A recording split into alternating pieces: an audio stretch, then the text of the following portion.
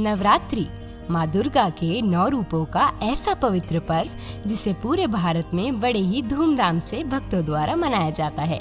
9 दिनों तक माँ शक्ति दुर्गा के 9 रूपों की पूजा अर्चना की जाती है। लेकिन क्या आप जानते हैं दोस्तों कि आखिर माँ दुर्गा के 9 रूप ही क्यों हैं? आखिर इस पर्व में उनके 9 रूपों की पूजा अर्चना के पीछे क्या रहस्य छुपा हुआ है? और आखिर क्यों हम सभी वर्ष में 2 बार माँ दुर्गा के 9 दुर्गों यानी नवरात्रि के त्योहार को मनाते हैं? चलिए बताते हैं आपको नवरात्रि पर्व से जुड़ी सभी बातें और इसे मनाने का महत्व। और अगर आप माँ दुर्गा के 9 रूपों के पीछे छिपे रहस्यों से अवगत होने की इच्छा रखते हैं तो हमारे चैनल हीरोइक टेल को सब्सक्राइब अवश्य करें, क्योंकि आने वाले नवरात्रि के दिनों में हम माँ दुर्गा के 9 रूपों से आपको अवगत करवाएंगे। नवरात्रि हम हिंदुओं का एक विशेष पर्व है जो 9 रातों और 10 दिनों तक चलता है और हर साल 2 बार मनाया जाता है। वैसे तो एक वर्ष के अंदर 4 बार नवरात्रि आते हैं, लेकिन 4 में से 2 नवरात्रि गुप्त माने जाते हैं और इन्हें उतनी धूमधाम से नहीं मनाया जाता है जितने की चैत्र नवरात्रि और शरद नवरात्रि को मनाया जाता है।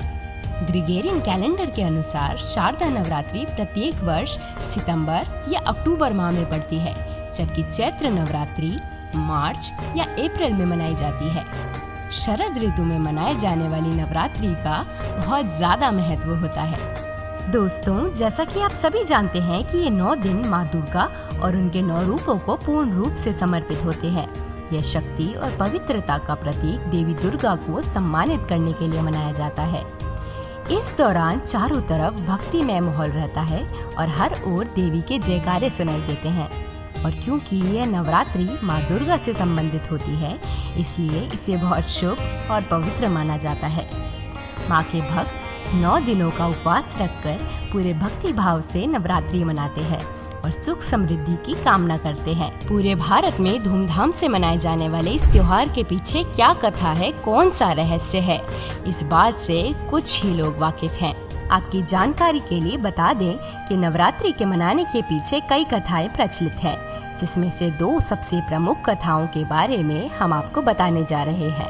प्रथम कथा। पहली कथा सृष्टि रचयिता ब्रह्मा जी द्वारा बताई गई है।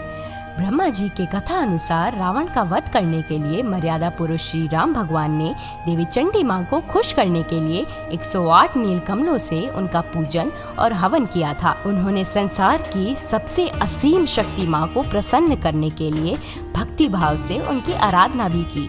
लेकिन जैसे ही इस बात का पता दुष्ट रावण को चला तो उसने कूटनीति अपनाते हुए छल का सहारा लिया। उसने अमृतत्व प्राप्ति के लिए भगवान राम की पूजा से नीलकमल चुराकर चंडी पूजन प्रारंभ कर लिया। तब पूजा में नीलकमल के अभाव की चिंता से ग्रसित हो श्री राम को ख्याल आया कि उन्हें उनके भक्त कमल नयन नवकंज लोचन नाम से भी पुकारते हैं, यानी कि वे नीलकमल के अभाव में खुद के नयन माँ के पूजन में अर्पित कर सकते हैं।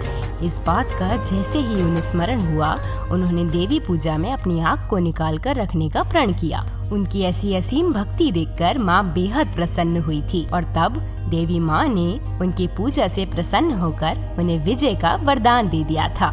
वहीं रावण तो पहले ही अपने अमर होने के लिए ब्राह्मणों से यज्ञ प्रारंभ करवा चुका था, किंतु नियति के आगे उसकी एक न चली और उसका हवन ही उसकी मृत्यु का कारण बन गया था। दरअसल दोस्तों, हवन के दौरान ब्राह्मणों द्वारा उच्चारित श्लोक का गलत उच्चारण किया गया और जिसकी वजह से अमर होने की जगह रावण को मृत्यु मिली थी। और क्योंकि प्रभु श्री राम ने रावण का वध दशमी के दिन करके विजय प्राप्ति की थी, इसलिए 9 दिनों तक माँ की पूजा अर्चना की जाती है और फिर 10वें दिन बुराई पर अच्छाई की जीत का जश्न मनाते हुए प्रभु श्री राम को भी याद किया जाता है। द्वितीय कथा। दूसरी कथा माँ दुर्गा की असीम शक्ति को प्रदर्शित करती है। इस कथा अनुसार दैत्य महिषासुर ने अमर होने की इच्छा से ब्रह्मा जी को प्रसन्न करने के लिए बड़ी कठिन तपस्या की। उसकी 10,000 वर्षों की तपस्या के बाद लोक पितामह ब्रह्मा प्रसन्न हुए और उसे अमर होने का वर देते हुए उसकी इच्छा अनुसार एक स्त्री द्वारा उसकी मौत का वर दिया। महिषासुर को यह अभिमान था कि कोई स्त्री कभी उसे हानि नहीं पहुंचा सकती, क्योंकि वह खुद को बेहद शक्तिशाली मानता था। ये वरदान मिलते ही उसने तीनों लोकों में दुष्टता फैला दी और देव भी त्राही त्राही करने लगे। लेकिन महिषासुर की मृत्यु कैसे हो, इसका समाधान खुद भगवान शिव और विष्णु जी के पास भी नहीं था। इसलिए वह सब आदि करण भगवती माँ शक्ति के शरण में गए और उनसे रक्षा करने को कहा। पराम्बा महामाया हिमालय पर पहुंची और अट्टहास पूर्वक घोर गर्जना की। उस भयंकर शब्द को सुनकर दानव डर गए और पृथ्वी कांप उठी। महिषासुर ने देवी के पास अपना दूत भेजा। दूत ने कहा, सुंदरी, मैं महिषासुर का दूत हूँ। मेरे स्वामी त्रैलोक्य विजयी है। वे तुम्हारे अतुलनीय सौंदर्य के पुजारी बन चुके हैं और तुमसे विवाह करना चाहते हैं। देवी, तुम उन्हें स्वीकार करके कृतार्थ करो। भगवती ने कहा, मूर्ख, मैं संपूर्ण सृष्टि की जननी और महिषासुर की मृत्यु हूँ। तू उससे जाकर यह कह दे कि वह तत्काल पाताल चला जाए, अन्यथा युद्ध में उसकी मृत्यु निश्चित है। दूत ने अपने स्वामी महिषासुर को देवी का संदेश दिया। भयंकर युद्ध छिड़ गया। एक एक करके महिषासुर के सभी सेनानी देवी के हाथों से मृत्यु को प्राप्त हुए। महिषासुर का भी भगवती के साथ महान संग्राम हुआ।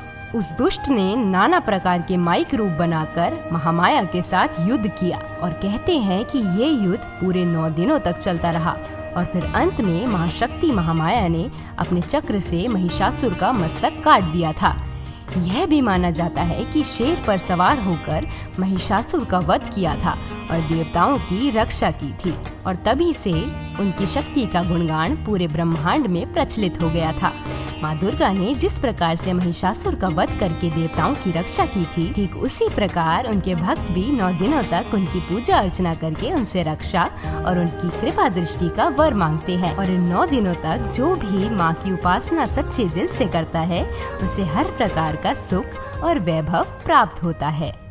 इस वर्ष शरद नवरात्रि 26 सितंबर 2022 से प्रारंभ हो रहे हैं और पूरा भारत माँ के 9 रूपों की उपासना करने हेतु लालायित है। माँ दुर्गा के 9 रूप के रहस्य हम आपको एक एक करके अपने आने वाली वीडियोस में बताने वाले हैं। इसलिए आप हमारे चैनल को सब्सक्राइब करके हमारे परिवार का हिस्से अवश्य बनिएगा। और अगर आपको आज का ये वीडियो पसंद आया हो तो इसे लाइक और शेयर अवश्य करें दोस्तों।